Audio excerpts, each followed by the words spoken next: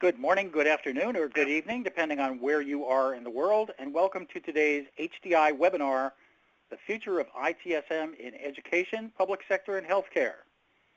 Today's webinar is brought to you by Team Dynamics. And there's a link to their website right in the Attachments tab on the Bright Talk window. HDI is smarter service and better business. You can connect with us on Twitter, on Facebook, on LinkedIn, and our members-only community site, HDI Connect. Subscribe to our Spotcast podcast on iTunes or SoundCloud for great information from world-class experts. I'm Roy Atkinson, HDI Senior Writer Analyst, and I'll be moderating today. We have just a few housekeeping announcements before we begin. If you are experiencing any technical problems, refresh your browser. It's the best thing you can do. You can participate in the Q&A session by asking questions at any time during the webcast, and they will be answered during the Q&A session toward the end of the webcast. You can download the slides from today's presentation by opening the Attachments tab on your Bright Talk screen. Be sure to check out the links that you'll find there as well. There will be audience polls, and you can respond in the Vote tab below. Remember that today's webinar will be available on demand shortly after the completion of this live webcast, and you'll receive an email reminder that it's available. The slides will advance automatically throughout the event. Today's speaker is Andrew Graff, Chief Product Strategist for Team Dynamics. Thrive in an ever-changing environment. As a co-founder of Team Dynamics, Andrew is well-versed in the common issues facing IT leaders in education, government, and healthcare. As tech spend rises and needs for IT maturity rise, he's able to help map out a way forward. Andrew believes that success comes when customers, team members, and the company are aligned. In his role, he uses his insights to focus on customer lifecycle strategy, building a strategic product vision that will ensure customer success in both the short and long term. Andrew was previously a technology and business process consultant with Arthur Andersen Business Consulting, serving mid-market and Fortune 500 clients. Andrew graduated summa cum laude with a degree in Management Information Systems with a specialization in French from Ohio University. Andrew, take it away. Great. Thanks, Roy. It's quite a lengthy intro. You know, I think one of the most important things with what we're doing is really trying to advance the capabilities of our core markets to serve. And I want to talk about that just a moment. So you might ask, you know, why do we focus on the education, public, and healthcare sectors? Well, in working with hundreds of these organizations, what we found is that there have been no industry more the rapid change in the technology environment and a tremendous amount of growth in how technologies are being adopted in the past 10 years. The other thing that we find is culturally these organizations are these different sectors are very similar in how they operate, how their relationship is structured between their customers and their internal IT and service staff. So there's a lot of parallels between them. So when we think about this rapid onset of technology change and opportunity, I don't want to use that in a negative sense, it's largely around opportunity. This is really changing how these organizations have to think about service delivery and how they think about supporting their users. And today we're going to walk through, with Roy from the HDI side, walk through a study that we helped contribute to, where it walks through how these changes are impacting these service organizations. So we'll spend some time there. So a couple key things I wanted to just touch base on to give you an idea of the order of magnitude of the change and the spending in especially IT. IDC says that smart city initiatives are transforming cities, and almost $100 billion will be spent in 2019. And that's a pretty large increase over 2018. And we're sitting here saying, okay, how can we help our clients adapt? Because they need to. Their evolution is necessary to thrive and survive. The other point I wanted to make here was also that the federal government spends $96 billion on IT, and state and local spend $100, so almost exactly $200 billion a year. That's a tremendous amount of spending, as you know. These are complex environments. And the ed tech spend next year will be $252 billion a year. So think about that. Ed tech will be larger than the state, local, and federal governments combined, and it continues to grow. All this transformation is really creating a lot of challenges from a resource standpoint across our customer base. The other point here is that digital transformation in healthcare, due to all the new types of technologies available and due to changing expectations as to what service means, that is going to increase by 22% by 2023. So again, all of you we know are dealing with a sometimes chaotic environment, but an environment with a lot of opportunity, yet a lot of constraints. So we're going to talk to this a little bit. So talking about the ITSM Trend Maturity Report, I want to go ahead and hand it back to Roy to cover the findings here from this particular slide. Thanks, Andrew. So there have been a lot of changes in the technology, as Andrew was mentioning, and because of that, there have also been changes that have impacted the support organizations across these particular verticals. And one of the things that we see is that providing new IT services is an impact. Supporting a broader customer base is an impact. Whereas before we might have been totally focused on IT, now we're providing support to other areas as well, as what's usually called enterprise service management takes hold in places like higher education and healthcare. Receiving tickets previously escalated, well, that's because of shifts left. We're trying to resolve as much as possible at level 1 or even in self-help before it impacts the service desk. So the tickets that were previously escalated to level 2 or beyond are now being handled at level 1 or within the support organization and not being escalated outside the support organization to different areas of IT. So knowledge management's wicked important. We'll get back to that too.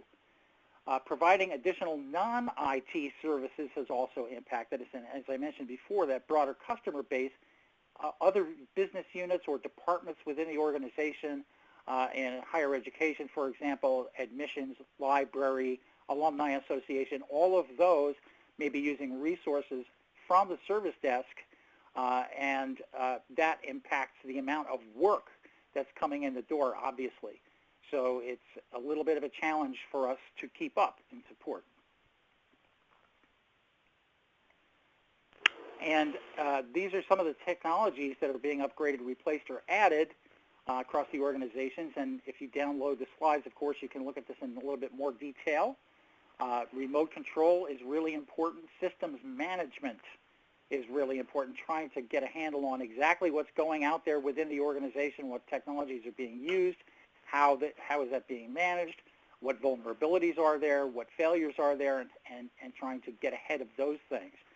Knowledge management, as you can see, those bars are long, and we'll come back to this several times throughout the presentation.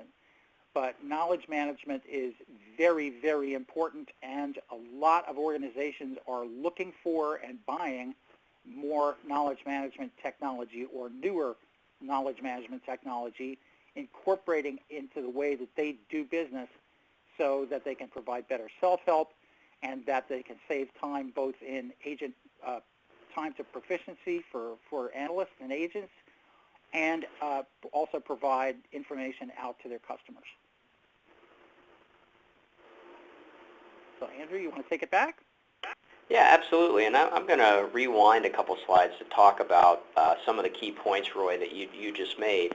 And as we look at this slide, this is really showing us how demands are changing and how organizations are modifying how they do business to address those changes. So I think the key takeaway from this is that top area, providing new IT services.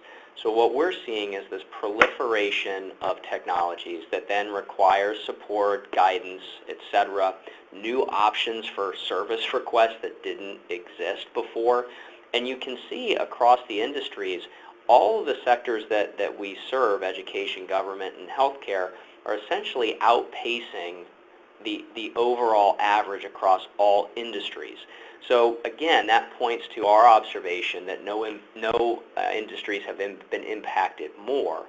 The other thing that this points to is that this has a dramatic impact on your resources. So this stuff, as I'm sure you know, doesn't come for free. We need to figure out how to implement it, how to support it through its life cycle, and this is really causing a lot of headaches.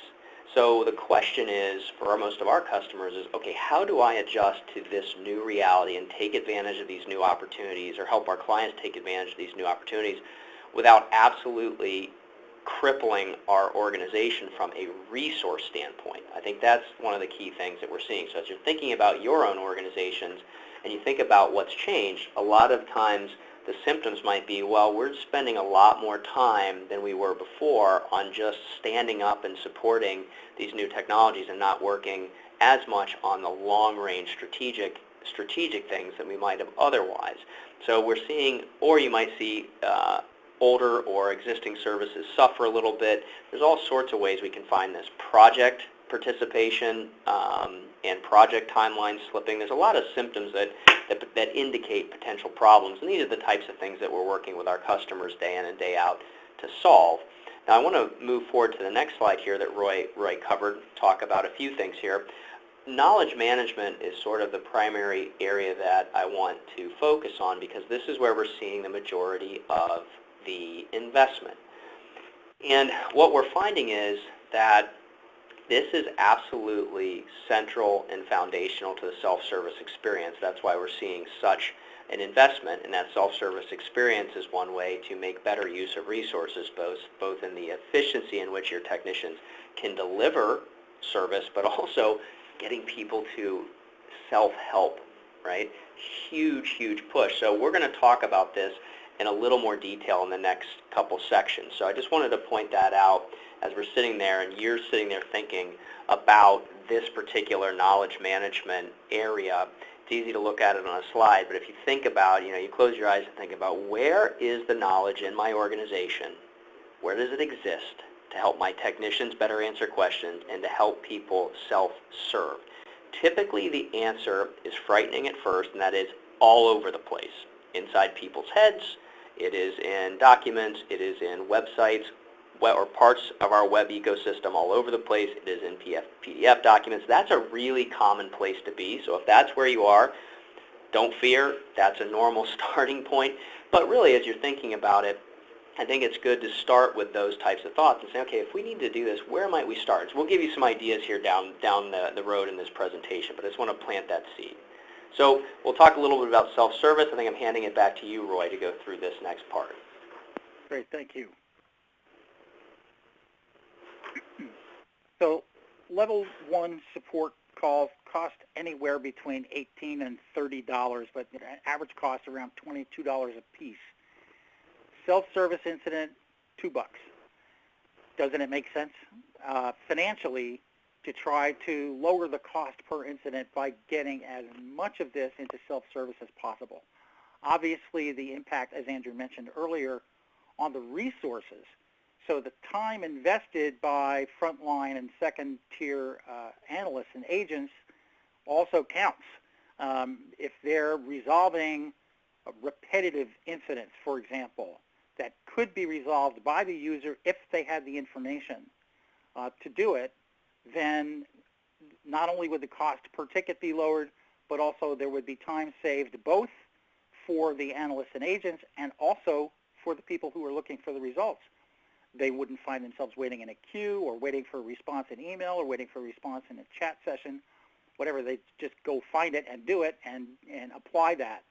Of course, not everything is resolvable by self-service. Of course, that's why you're going to have a support organization anyway. But this is just good finance and resource management to realize what you can do with self-help. And as we found in our research, it's a must-have technology in a lot of organizations, but look at, again, the higher levels of identifying these as a must-have technology in education, government, and healthcare. So they were all above the overall percentage. And why is that? Well, because we want to drive that self-help usage, and it's especially high in education, and there's a generational factor here as well.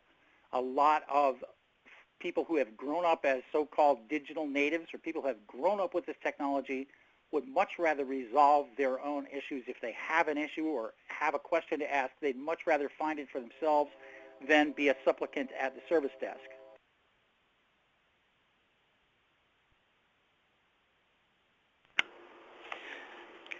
So one of the things that I wanted to, oh, Roy, go ahead, sorry. I was just going to say we're going to go into a little bit of explanation about the portals that self-help generally uses, and I think we're going to have a poll in a couple of minutes. So go ahead, Andrew. I'm sorry. Yeah, no problem. And Roy, what I love about the last slide is we're seeing a couple things, and I want to add on to some of your commentary because I think everything you said was spot on. You look at those numbers and you're seeing, once again, education, government, healthcare outpacing the rest of industry. One of the biggest drivers for that is just the availability of resources. We don't work with a single customer who says, you know what, as demand increases, hey, no problem. We just add heads. We just keep throwing people at it, the problem goes away. We don't see that. And we're seeing in industries outside of higher education, government, healthcare, and K-12, that it is easier to procure resources as business conditions improve, right? So all these sectors that we serve are trying to figure out how do we make the most of the resources that we have. And self-help is absolutely something that can drive down demands on resources. The other thing that I would say is I think we're at the beginning of this. So you see these numbers. We just see these continuing to increase. And one of the things that we heard, I don't know, say 5-10 years ago is, well, we don't want to move to self-help because we want to be looked at as a white glove service organization. And to the point Roy made, some of the clients of our customers don't look at having to call or email with somebody as white glove service. And so we're starting to see reviews of the service and support through surveying in those types of organizations start to shift to not necessarily be positive. So what I always encourage customers to think about is say, listen, you have your digital natives. The first thing they want to do is go to Google, search for answers. If they can find them quickly and resolve their own issue, perfect. Make it easy. The other thing that I also point to is what this allows you to do is this allows you to spend more time on the white glove treatment for those who really like it. Your technicians are no longer fielding the requests from people who prefer self-service. They can get to the requests of those who prefer to call or email faster and provide a higher level of service. So it really becomes win-win, and that's something we've seen that's been transformative. So, you may all out there have that mentality now, but if not, hopefully that gives you something to think about there. As we walk through this, what makes a stellar portal, we've done a lot of research with our customers and trying to figure out the people who have the best self-service and best portal capabilities, what are they doing differently from the rest? And we've highlighted a couple things here, and I want to walk through each of them. The first is just ease of use. Has to be formatted for mobile, has to be easy to figure out, has to be easy to figure out where you need to go. Index content, that's a fancy way of saying if it can't be found on Google, it's going to be a hard time to get people to adopt these technologies. And you always hear, well, no one will come to the portal, people just Google. That's true for digital natives in many cases, but if when they go to Google, they search, they find your portal, it starts bringing them in. It shows them that your brand is digital. That's important.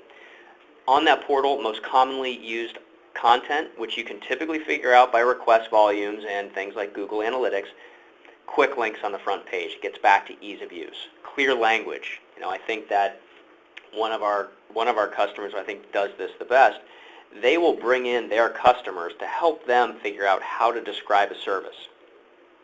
So it's not IT speak or the speak of whatever department that's managing service.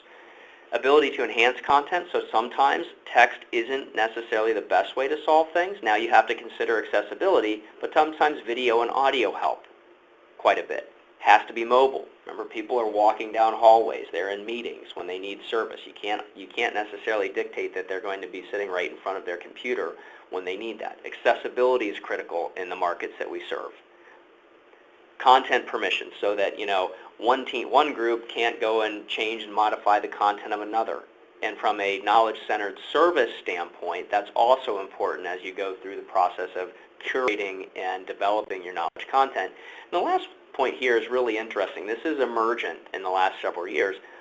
Once IT does a great job of providing self-service, other departments start to be interested because guess what? They have the same issues. And usually they don't have the tools at their disposal that IT does. So they typically have a web form that IT has built for them and has to maintain, or they have email. It's really nice to have a platform or a portal that would support all of these different departments.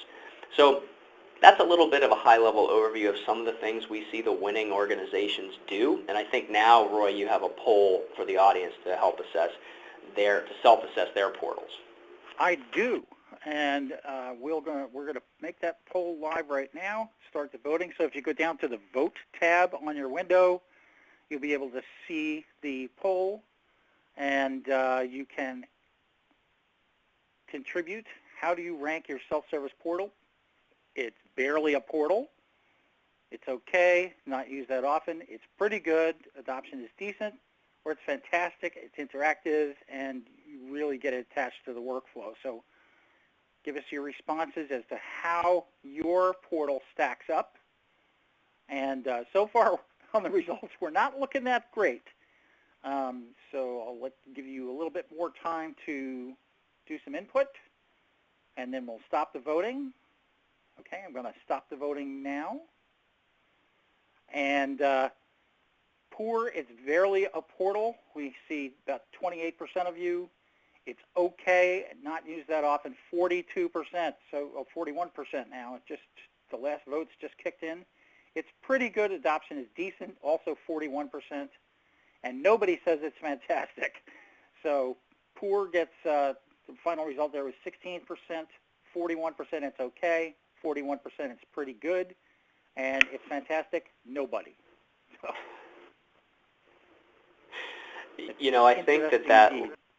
I think that last point, that nobody believes that their portal is fantastic, that's actually the best thing I've heard, because that means you can actually get something great out of this portion of the webinar.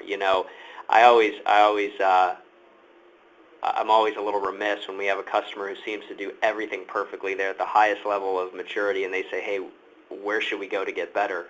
It's sometimes frustrating to be lower on these levels of maturity, but man, does that present a great opportunity, and you don't need to figure out how to boil the ocean to do it.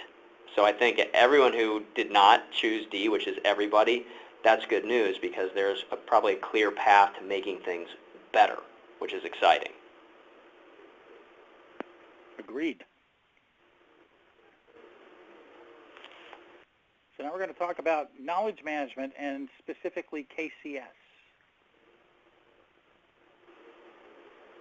So knowledge management is as a must-have technology. We previously talked about self-help. Now we're going to talk about knowledge management in general.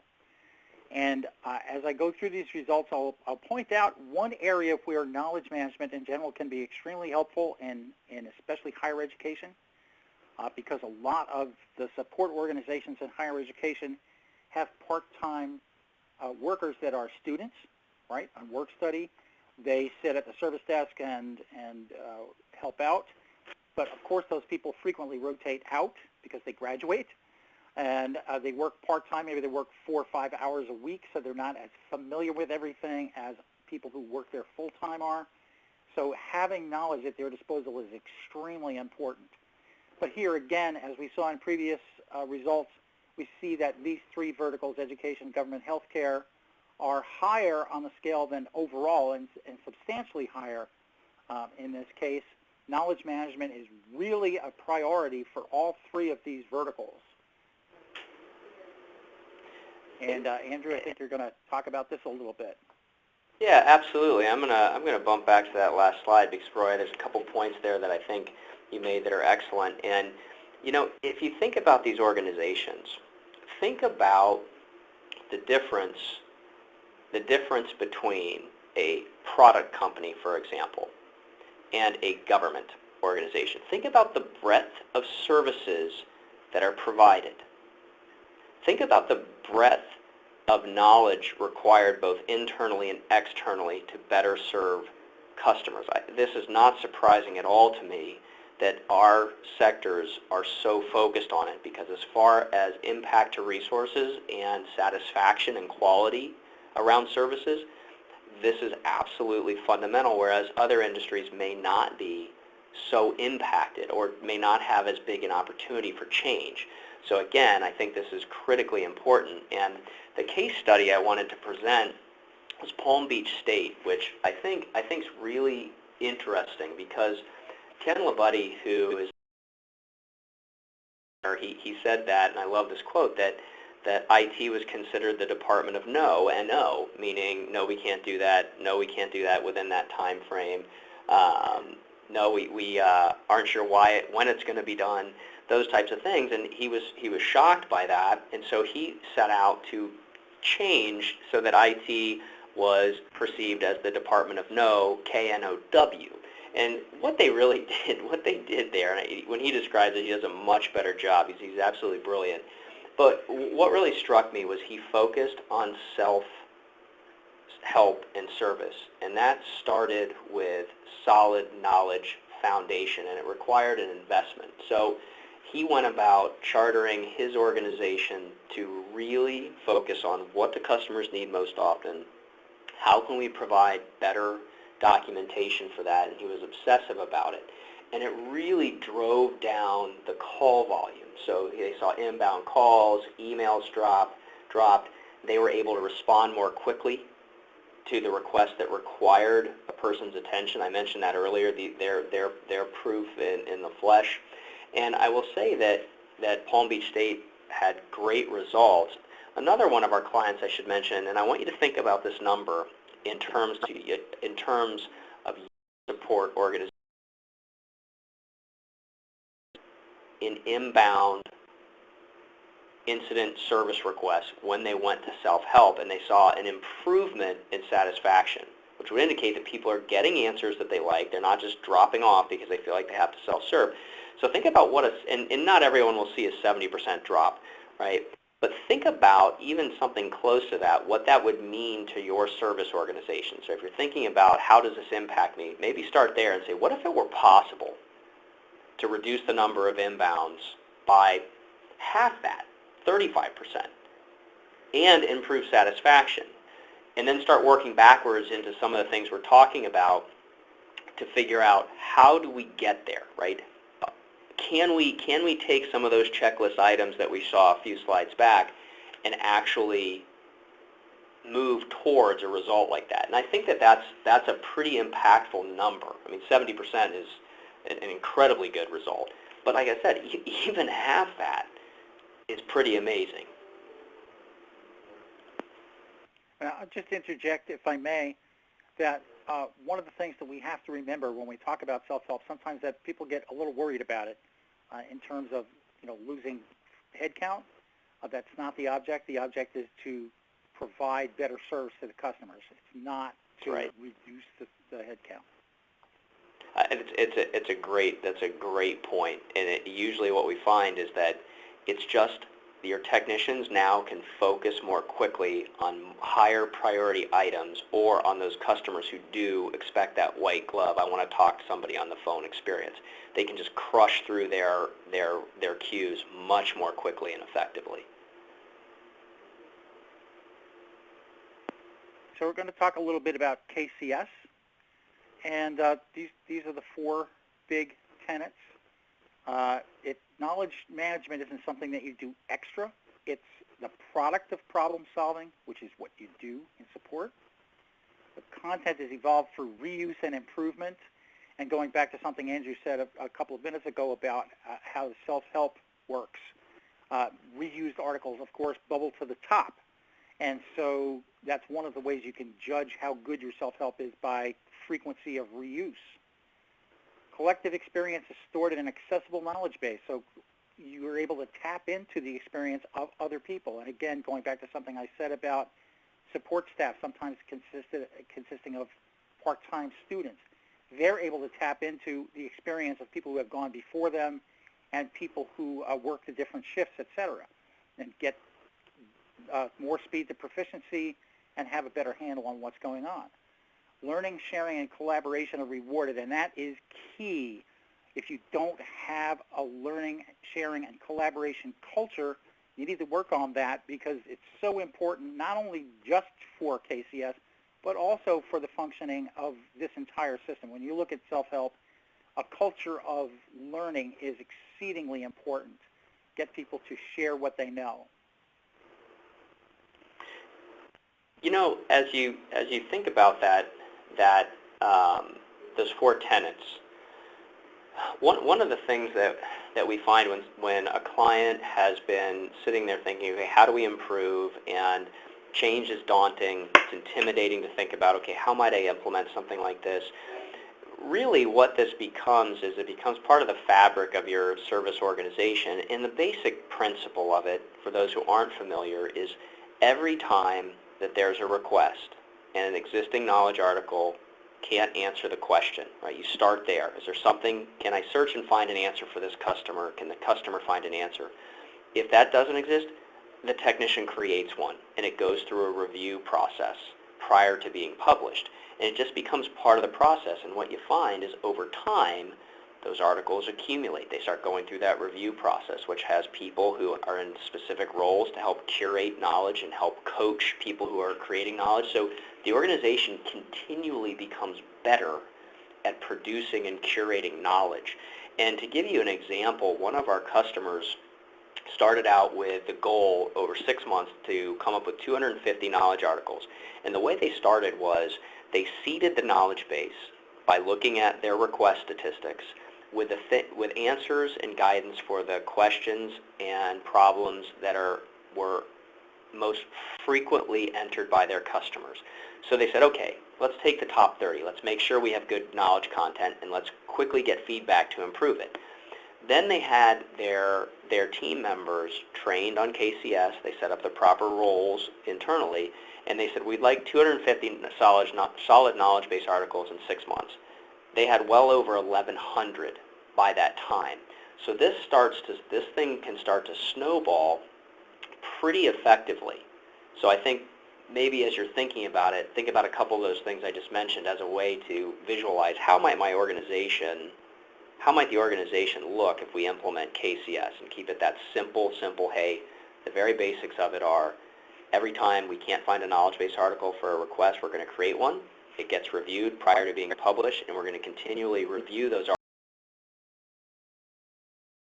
throughout their life cycle. I mean, obviously it's a lot more technical than that, but I think that's a good kind of elevator pitch for KCS.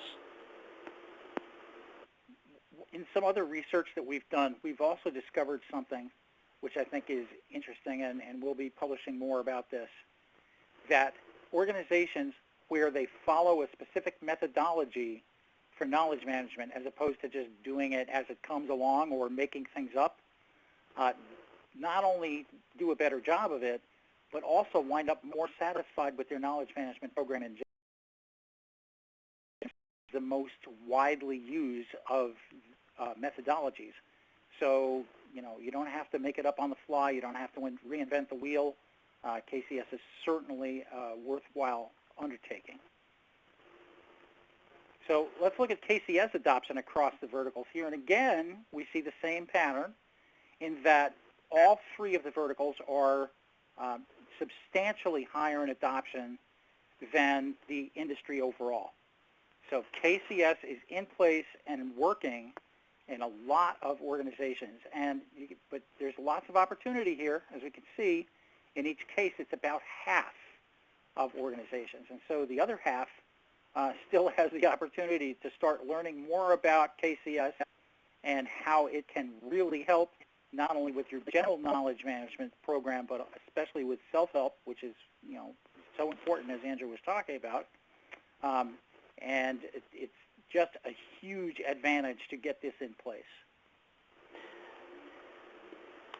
Roy, before we move on, one thing I'd like to point out about this that I think is really exciting is that these three industries often, I'm not saying in all cases, I don't want anyone to take offense to what I'm about to say, but often have a difficult time competing with other industries for talent.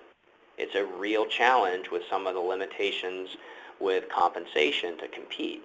KCS is one of those really rare opportunities where you can provide a career path, ongoing education, that promotion capability from a knowledge contributor into coach, etc., and it's very inexpensive. KCS certifications are not costly in the realm of certifications. That is, there is a cost typically, but it's an incredibly good opportunity to give people an incentive to come work. Say, listen, we will invest in you. You'll be KCS certified. There's a track through our organization, and sometimes it's difficult to provide that. So I think in industries where it's difficult to hire and difficult to compete, this shows a good investment in ongoing education, and it's not tremendously costly. That's a great point, Andrew. Thank you for that. So now let's move on to another area we'd like to cover, which is ITIL process adoption. And ITIL, as you know, is the most widely used framework for IT service management, and it's being also adopted for enterprise service management, interestingly enough, although it was originally formulated for IT. And we'll look again at these specific areas, and this is what we see. The process adoption across our verticals is higher than it is for the industry overall. The purple lines being industry overall. I know it's a little bit hard to read on your screen, but the colored lines are the ones that represent our three verticals in focus today, and you can see how much higher they are. And those are the big ones. The top ones are incident knowledge, as we talked about, change management, problem management, and asset management. Those are the big ones across all industries, and the adoption is substantially higher here. And this is, I believe, one of the ways in which education, healthcare, and the public sector manage to keep up despite the resource constraints, despite long budget cycles. Let's say in government it might be 5 years until a budget increase can happen for IT. And the acquisition of new technologies and the broader customer base that we talked about, all these things, one of the ways that these industries keep up is through having defined processes and knowing how to use them. It doesn't mean it has to be very bureaucratic. ITIL was not intended to be bureaucratic. A lot of people have gone down that road, but it doesn't have to be that way. It's there to accelerate your being able to function and knowing what to do and what to do next. That's really important. So this is one of the ways in which these industries are maintaining and getting ahead in a lot of instances, because they're using these ITIL processes that are already defined and adopting them and adapting them within their own organizations. And, jump back to that slide for a second. I wanted to point out a couple things that we see. The first is that if you look at knowledge management and you look at the percentage of organizations practicing knowledge management, those are a lot higher percentages than the adoption of KCS.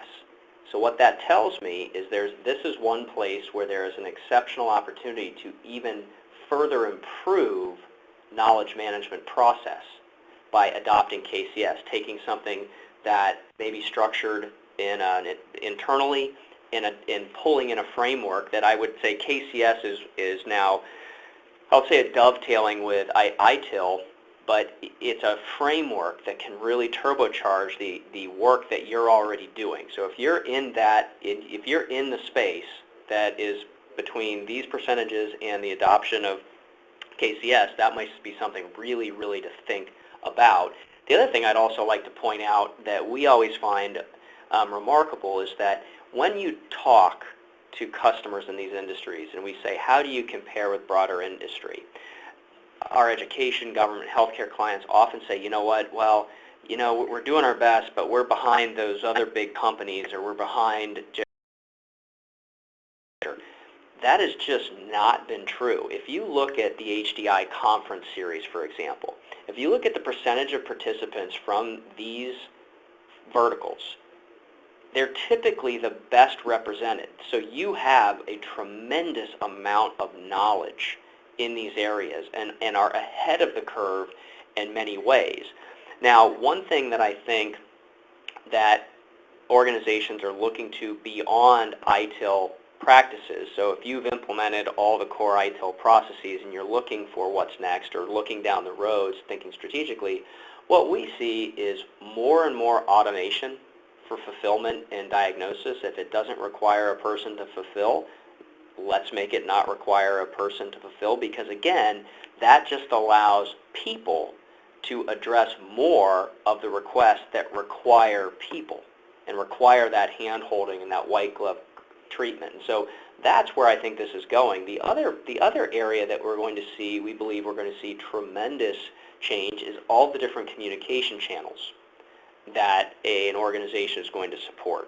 So you're thinking SMS today, the different messaging platforms, all that stuff's becoming more and more common, and as your customers evolve, and right, the digital natives are, once the more and more digital natives are your customer base, you're going to see that too. So we really think that's the next frontier beyond ITIL. So if you've implemented ITIL and you're satisfied with it, great. Thinking about automation, multiple channels for communication might be some place to go next if you're planning strategically out and looking for the initiatives that you're going to put in place over the next few years. The other thing I would mention too is if you haven't adopted, if you're in the percentages, the gap between these and 100%, I think when we say adopt ITIL, people sometimes become overwhelmed with it. What I would suggest is that the L in ITIL is library.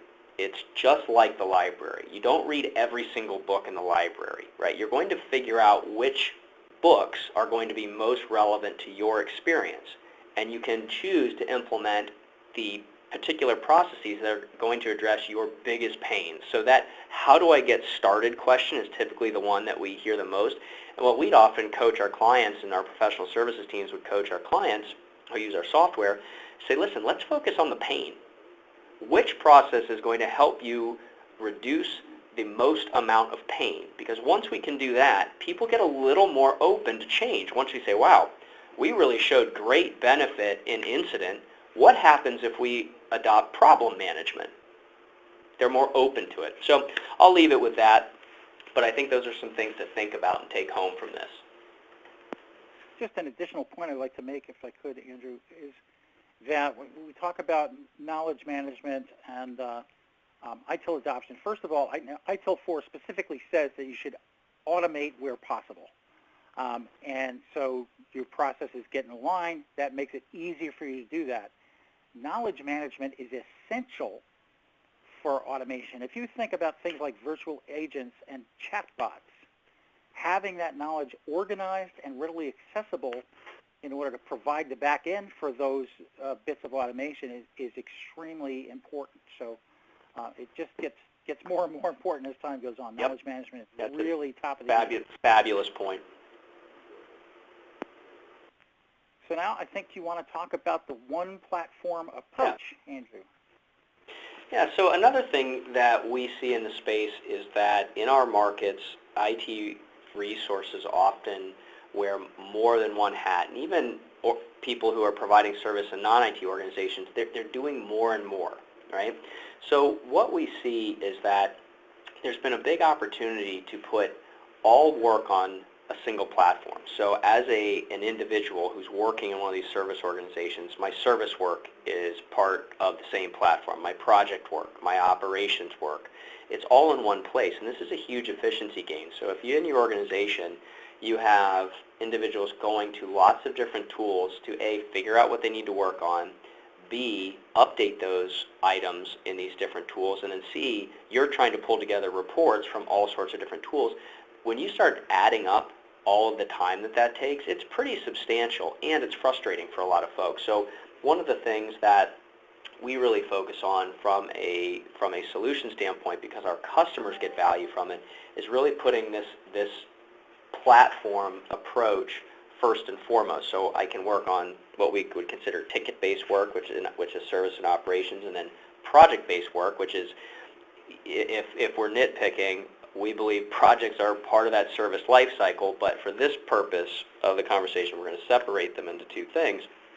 Single platform is critical. So I think, Roy, you have another poll to gauge how well people are able to manage both projects and tickets. And when I talked about ITIL briefly, I mentioned the word optimize, and we're going to talk about that in this poll. So I'm going to go ahead and make that available to you in the Vote tab. Please put your votes in, and then we'll tabulate them. Are you able to optimize resources across tickets and projects? And the selections are no, we don't have visibility into both. We can, but it's difficult to get to the data. Yes, we can see all work in one place and all resources. So make your selection how that fits with your organization, and then we'll tally up and look at the responses. I'll give you a few more time to vote, a little bit more time. Okay, I'm going to go ahead and stop the voting, and we'll probably get the last couple of votes in. No, we do not have visibility to both in one place. About two-thirds of you, 66%. We can, but it's difficult, 22%, and 11% of you can see all the work with all the resources. So you're doing great, and might be interesting to find out what they're using, Andrew. Yeah, that's great. That 11%. I mean, I'm sure you've seen the benefit, and for the rest, for the what I think 89%. And we're not here to say that Team Dynamics is the perfect fit for every organization. Obviously, there's a lot of review that needs to be done, but what I can say is that customers have benefited greatly, and the customers who we work with, they're constantly going back to saying, hey, this has been a huge relief to have this all in one place, both from a management standpoint and a technician and team member standpoint. So that's interesting. It seems like there's a lot of opportunity. And I would also say that we're seeing this propagate across organizations. So all these different organizations are managing service, and there's more than this. This is just an example. And what we're finding, which is kind of interesting, is that once IT does a great job of it, or any organization does a great job of service, other organizations start taking notice and saying, hey, is there a way that you could help us implement something to streamline our service process? And what we find is there's a couple key success factors there. These other departments don't speak IT for the most part, so as you're thinking about solutions, something to consider, and the best organizations do, is they don't use any IT language. So for example, in communications, they don't use incident problem change. They might have project, right? They might have a marketing-based request. So speaking their language. The other thing that we find to make this successful is that IT can help them get stood up in a solution, but it's ideal if these other departments can then manage their own instance of a service management tool. So thinking about how can we make it easy for communications to add a field to a form, to create a workflow, so they don't have to come to IT, because what we find is these other departments, they may already rely on IT for an online form, and if they need to change it, they need to wait. They would rather do that themselves, and then we hear from IT, we'd like to do that, but we just don't want to be supporting these other departments because we have other things to do. So the ideal solution, something we've implemented on the platform, is allowing them to fully manage their own going forward. So IT gets to look like a hero for helping stand them up, but then they don't have the ongoing headache and maintenance. Right, that's good points, Paul. And I think that brings us to Q&A time. And we do have some questions here, and I'll go ahead and ask those, and Andrew, you can address them. I may have a comment or two. How important is it to embed ITIL to the ITSM platform? What if it's too much for us? That's a great question.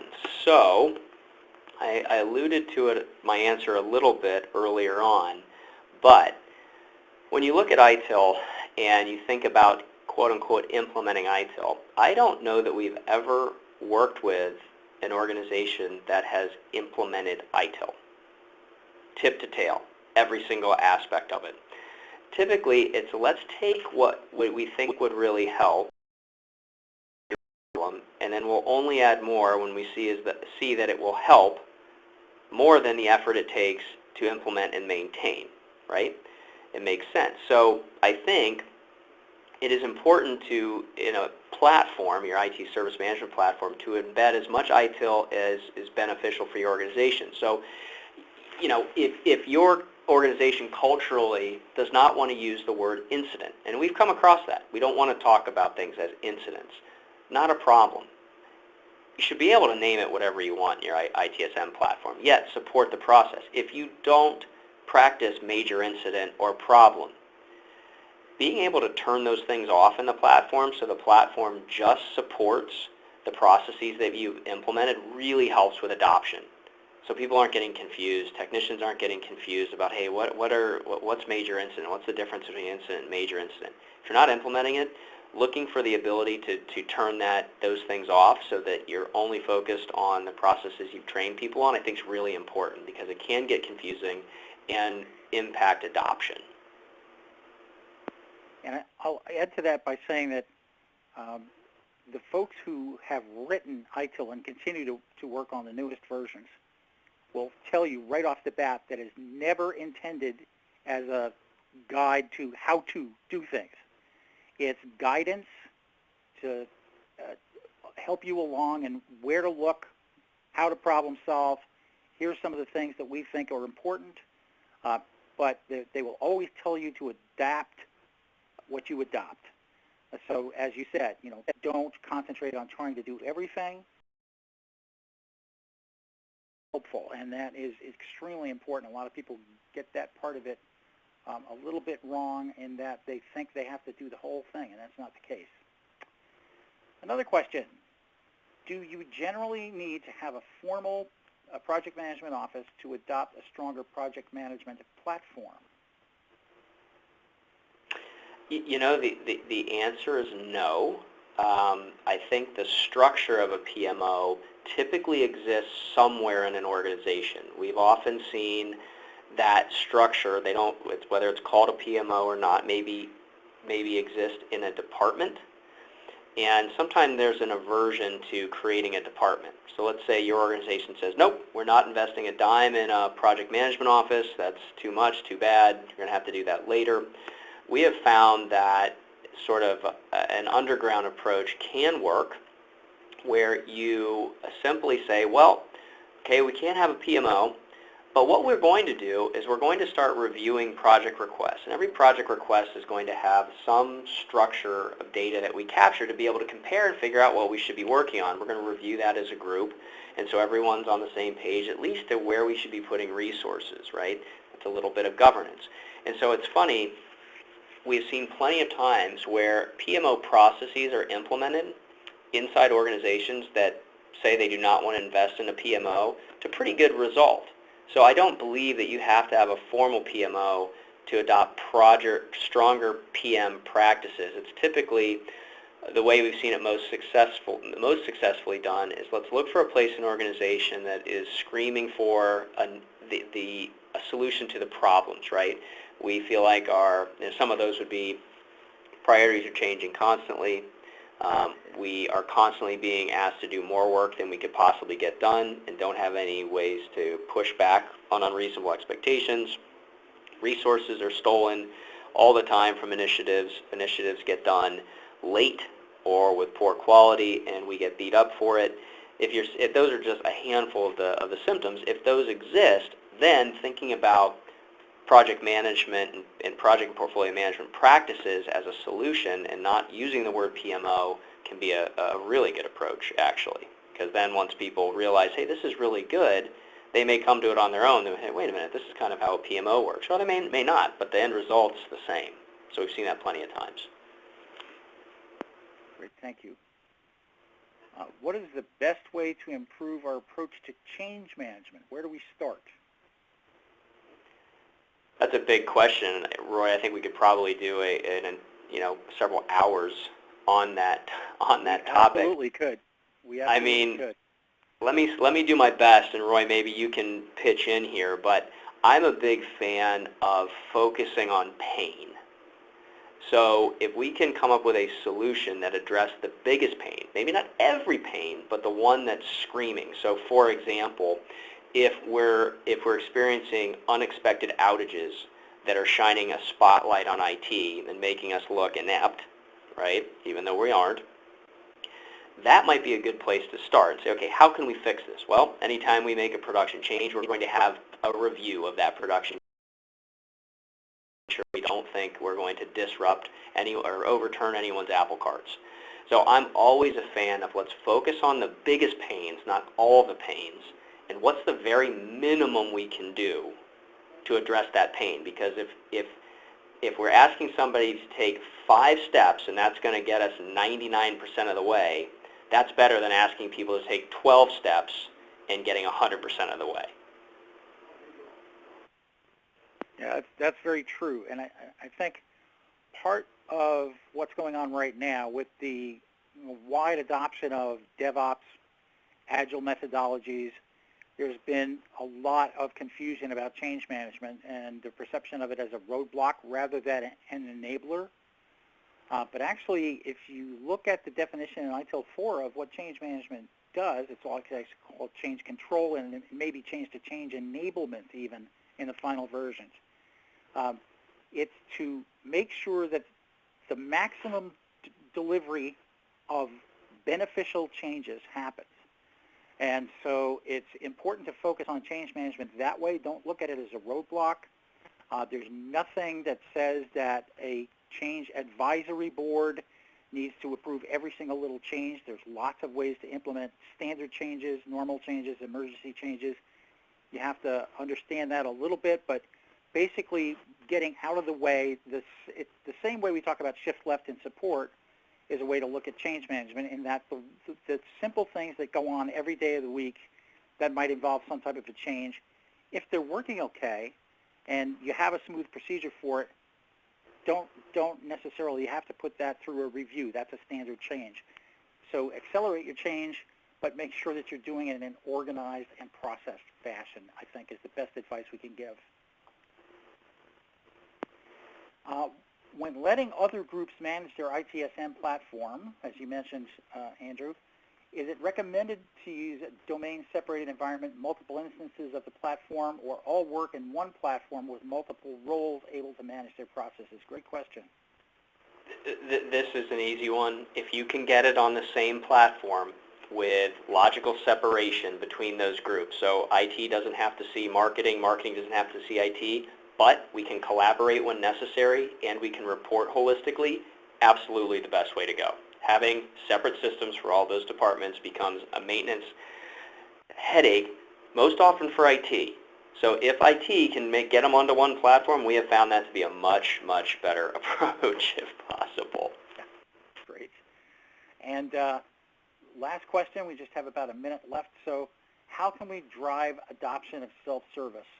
That is a key question. The most often given response to what is your biggest problem with self-service is end-user adoption. And I'm just going to say that marketing it is so important, and making it easy to use is extraordinarily important. Don't make your customers work to get their own answers. And Andrew, you probably have some advice to add. The only thing I can add to that, make it easy to find via a Google search. That's what I will add to those statements. Great. Okay. Well, thank you so much for being here, Andrew. And that about wraps us up for today. And I'll just say that our next webinar is happening on October 16th. We hope you'll be in attendance for that. Oh, it says October 22nd. Ooh, who knew? This webcast is copyright 2019 by Informa. The presentation materials are owned by or copyrighted by HDI, which is solely responsible for its content, and the individual speakers are solely responsible for their content and opinions. On behalf of HDI, thanks for your time, thanks to our sponsor, Team Dynamics, and have a great day.